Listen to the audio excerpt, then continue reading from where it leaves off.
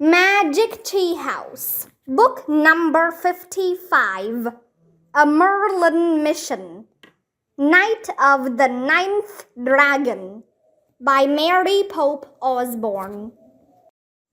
Chapter 5, Kaphel and Key. Westward, toward the mountains, said Queen Guinevere. She was sitting next to the sleeping king, with her hand resting on his chest. Kaphel lives not far from here, where the wood borders the heath. Got it, said Annie. Haw, she called to the oxen, using the sled dog command for turn left. The heavy animals moved slowly toward the distant cloud-covered mountains. A cool, moist wind rippled through the wild grasses on either side of the rutted road. Where are the invaders now, Your Majesty? Asked Jack, rocking from side to side on the driver's bench. We hope that our army is defeating them in the east, said the Queen. But small bands may still be roaming the kingdom, like packs of wolves. Like packs of wolves? Said Jack. His eyes darted around the countryside, looking for bands of invaders. The hills and fields were covered with shadows of clouds scudding across the sun. The shadows swept over abandoned huts and farmlands, with charred trees and blackened fields. What happened here, Your Majesty? Annie asked. Did the wolf packs of invaders burn everything? No, the fires were set by those who lived here, answered the Queen. Rumors of the enemy caused farmers to abandon their crops and hide in the hills. Before they fled, some burned their timber, barley, and flax to keep them from the invaders. When will everyone come back? Asked Jack. When they know their king has returned, the Queen said. Until then, no one will have the courage. So everything depends on King Arthur, Jack thought, which means everything depends on us. As the oxen pulled the cart toward the wooded hills and plains at the base of the mountains, the bright air grew colder and the wind stronger. The lonely road grew wilder until it was no more than a weedy path overgrown with thistles and brambles. Stop here, Guinevere said finally. Whoa, said Annie. The oxen stopped moving and the cart jolted to a halt. Guinevere gently shook her husband's shoulder. Wake, my lord, she said. Wake up. Yes, the king said, lifting his head. We are near Kaphel's, said Guinevere. We must walk a short way now. Arthur sat up and looked around. Then he ran his fingers through his hair. Yes, he said faintly, we must walk from here. First, drink this, said the Queen, lifting the flask to the king's lips. Jack wondered how much of the healing water from Avalon was left. He hoped they had enough for the whole journey. Annie climbed down from the cart bench and grabbed Oki. After Arthur drank from the flask, Guinevere helped him out of the back of the cart. King Arthur took the Queen's arm, and the two of them started walking slowly down a path. As Jack and Annie followed the royal couple through the shifting shadows of the forest, silver leaves on the interlacing tree branches rustled in the wind. Jack smelled wood smoke. Soon they crossed a sagging footbridge over a stream and came to a clearing with a small stone hut. A fence of woven sticks ringed the yard. Chimney smoke swirled through the afternoon air. The Queen opened the gate, and she and Arthur crossed to the hut. Guinevere knocked on the door. A moment later, an old woman wrapped in a shawl stood in the doorway. She had a long white braid and luminous skin worn smooth by weather and time, like an ancient stone. The woman's eyes were closed. With a start, Jack realized Kaphel was blind. At her side was a tall white dog with light blue eyes. Oki didn't bark or whine. The peaceful gaze of the white dog seemed to keep him calm. "Greetings, Kaphel. We have come to seek your help," rasped King Arthur. Kaphel bowed her head. "Welcome, your majesty," she said. "And the queen has come with you this time, yes?" "Yes, Kaphel." Guinevere touched the blind woman's arm. "Welcome, dear lady," said Kaphel. "And there are others with you as well." "Children?" "Yes, Jack and Annie," said the queen. "Annie." The seer reached out, and Annie took her hand. "I see you well, Annie," Kaphel said with her eyes still closed. "You love all animals. You speak your mind and are quick and courageous. Sometimes, though, you move too swiftly. You lack patience." "That's right, that's me," Annie said with a smile. "And Jack?" Kaphel said, turning to him. Jack took the seer's hand. "You are very thoughtful and intelligent, Jack," she said. "You love books and knowledge. Sometimes, though, you worry too much and you do not act quickly enough." "Yes, that's me," said Jack. Oki barked. "And this is our dog, Oki," said Annie. She held out the puppy, and the blind woman patted his head. "Oki, you are a very happy and lively dog, very curious and willful," the seer said with a smile. She pointed to the blue-eyed dog at her side. "And this is my Key. She is old, like me. She cannot hear, and I cannot see. So we must rely on one another." "Cool," said Annie. Kaphel then held both her hands out to King Arthur, and he took them in his. "Come inside, my lord," she said. "You have been wounded." "Yes, I have," the king said. Kaphel and Key stepped back into the stone hut. The others followed, stepping onto a worn wooden floor. Inside, Jack could barely see anything. There were no windows and no lanterns. After Kaphel closed the door, the fire from the hearth and 2 candles were all that illuminated the one-room hut.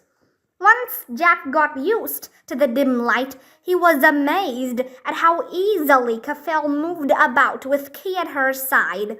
The blind woman pulled a wooden bench close to the hearth, added kindling and logs to the fire, and poked it with a stick until flames shot into the air. "Pray sit down," Kaphel said, turning back to her visitors. Jack and Annie joined Arthur and Guinevere on the bench, and Kaphel sat on a low stool near the blazing fire. Key sat beside her. "Tell me, what do you seek to know, my lord?" Kaphel asked King Arthur. The king leaned forward into the half-circle of firelight. "The 9th dragon was stolen from Morgan's garden," he said. "Oh," Kaphel said, "I understand. You need the 9th dragon, my lord, to cross to Avalon." "I do indeed, wise friend," he said. Kaphel nodded. Without another word, she stood up and opened the door. Key joined her at the threshold, and the two stood together, facing the woods outside. Key's silky white fur glistened in the silver light as the dog looked deep into the forest. "Write down what she says," Annie whispered. Jack reached under his cloak and took off his backpack. He pulled out his pencil and notebook and opened to a blank page, ready to write down the seer's prophecy. For a long moment, All was quiet except for the gentle rustling of the cheese. Gradually, though, the sounds of leaves and wind grew louder and louder until it seemed as if all the forest was shouting its secrets to the blind woman. Then the force of the wind lessened. The whispering and rustling grew softer and softer until a hush fell over the forest. No one moved as they waited for Kaphel to tell them what the leaves had said. Chapter 6 Riddle of the Forest. Kaphel turned to face the king. She began to speak in a clear voice. Moon so bright, mooneth more night, curtain of white, hides from sight, magic for flight, before dawn's light, or lose the fight. Jack wrote down her words as fast as he could. When Kaphel finished, she and her dog both stood silent and still in the doorway again. Thank you, Kaphel, said the king. The seer turned to him. What did I say? She whispered. She seemed to be in a daze. Jack read Kaphel's riddle aloud. Moon so bright, mooneth more night, curtain of white, hides from sight, magic for flight, before dawn's light, or lose the fight. Oh, I see, said Kaphel. She looked troubled. Jack was troubled too. What did the last two lines mean? Mooneth Moor is the highest mountain in the west, said Guinevere. It seems we should go there first? Yes, said Kaphel. 'Tis not far from the sea. You can see it from the cart path. Continue on your way and journey over the moorlands. Good, said Guinevere. Jack and Danny, you will decipher the rest of the riddle as we travel. The queen stood and helped the king rise. Jack and Danny and Oki stood up too. We must leave at once, Kaphel, said Guinevere. Not only must we travel to Munith Moor to look for the gold dragon, but we must then take it back to the castle garden in order for its magic to work. But your majesty, said Jack. Yes, Jack, said the queen. The last two lines, he said. The others looked at him as he read the last two lines again. Before dawn's light, or lose the fight. Ah, the queen said, that seems to say we will lose the fight if we do not arrive in Avalon before dawn. Guinevere took a deep breath. So we will do all we need to do by dawn tomorrow. Travel to Munith Moor, find the gold dragon, and return it to the castle garden. Thank you for your help, Kaphel. She reached out and took the blind woman's hands. My lady, you are trembling, Kaphel said. I am fine, said Guinevere. Her voice wavered, but she stood tall. Is she worried we don't have enough time? Jack thought. Thank you and farewell, said Guinevere. Then she helped the king toward the door. Come, Jack and Danny. Thank you, Kaphel, said Annie. Jack put away his notebook and picked up his backpack. Then he, Annie, and Oki followed the king and queen outside into the cool, windy air. Arthur held on to Guinevere's arm as they walked away from the stone hut and through the gate. Oki scampered ahead of them, yapping at wind-blown leaves. Jack glanced back at Kaphel and Key, standing in the doorway of the hut. The dog could not hear, and the woman could not see. But together the pair seemed to hear and see more than others could, Jack thought. He raised his hand in farewell, and Key whined goodbye. Wait, children, called Kaphel. Jack and Danny hurried back to her. The seer reached into the pocket of her dress. Take this, she said, and she handed them each a small red stone.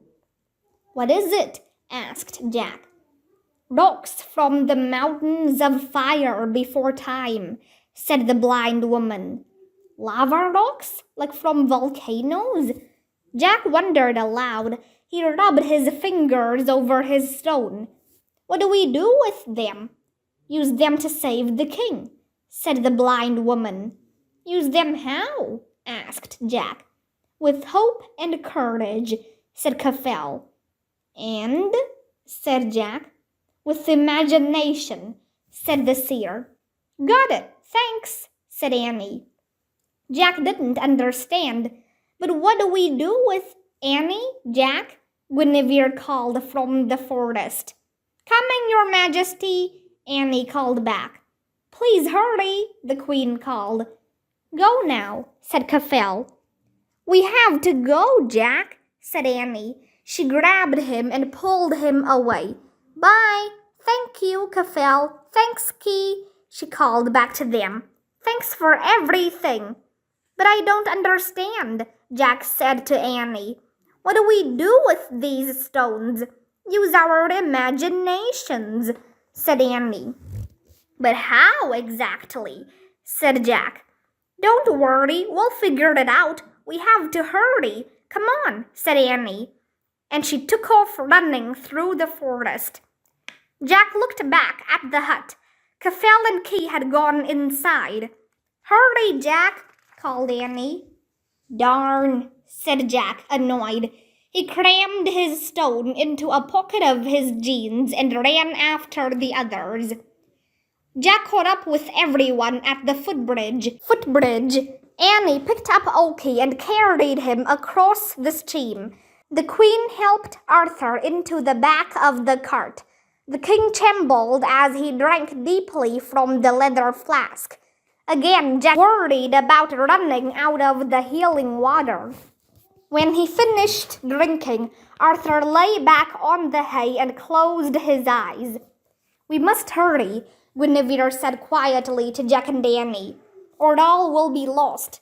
Yes, your majesty, said Jack. Keep him warm, Annie whispered to Oki. She put the puppy next to Arthur, and the little dog cuddled against the king again. On to Munith Moor, the queen said. Then she hoisted herself into the back of the cart. Jack and Annie climbed onto the driver's bench. Annie picked up the reins. Hike, she said. In the failing light, the yoked oxen began lumbering up the road toward the distant mountain peaks. Hurry, Annie said, shaking the reins. But the oxen kept their slow pace as the cart creaked and bumped over the rough ground. How will we ever make it to the mountain, find the gold dragon, and return to the castle before dawn? Jack wondered. And what does Kaphel expect us to do with the red stones? We need more information, he said to Annie. We should have learned more about the stones. We had to hurry, said Annie. I know, but you lack patience, said Jack, quoting Kaphel. Well, you don't act quickly enough, said Annie, and you worry too much. Both of them were silent for a moment. Read the riddle again, said Annie. Jack pulled out his notebook and read, Moon so bright. He stopped. Keep going, said Annie. Jack read the next line, Munith Moor night. He paused again. Keep going, said Annie. No, let's discuss each line, said Jack. But we know what those lines mean, said Annie. Plus, we need to think about the whole riddle. The way to figure out the whole riddle is piece by piece, line by line, said Jack. He looked back at his notebook. Moon so... Jack's reading was interrupted by a gasp from Annie. He looked up. What? Wolf pack, she whispered. In the distance, 3 horsemen in black cloaks were riding across a burnt field, heading toward the road. Oh man, Jack's hands shook as he stuffed his notebook into his pack. He looked back at the queen. "Invaders ahead," he said. Guinevere nodded and covered the king's face with his ragged cloak. Then she slumped down in the hay beside him and tucked her golden hair under the hood of her own cloak. Jack could barely breathe as he and Annie watched the riders leave the field and start galloping down the road toward them.